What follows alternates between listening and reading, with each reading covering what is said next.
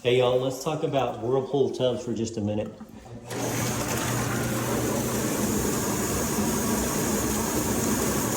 So as you can see, these jets are working. One crucial thing that every one of these tubs should have is GFCI protection.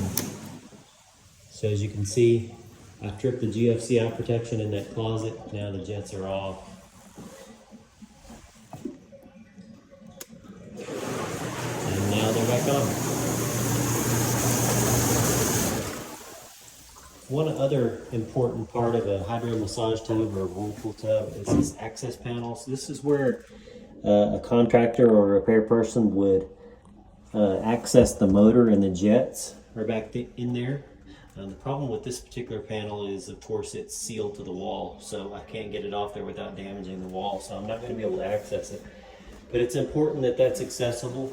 It's important it has GFCI protection because it's a combination of electricity and water, so good protection for this component. As you can see, this tub is pretty dirty. I've seen way worse, trust me. Those are easily cleaned with a mixture of vinegar and water. You can run it several cycles, running those jets, and it will clean all that gunk out of there and make it a whole lot more enjoyable to use. So anyway, this is a hydro massage tub, a Whirlpool tub. You don't see them all that often anymore.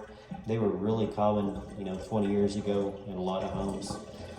So if you have one of these, just make sure it's GFCI protected, make sure that panel is accessible, and then now you know how to clean it. Thanks.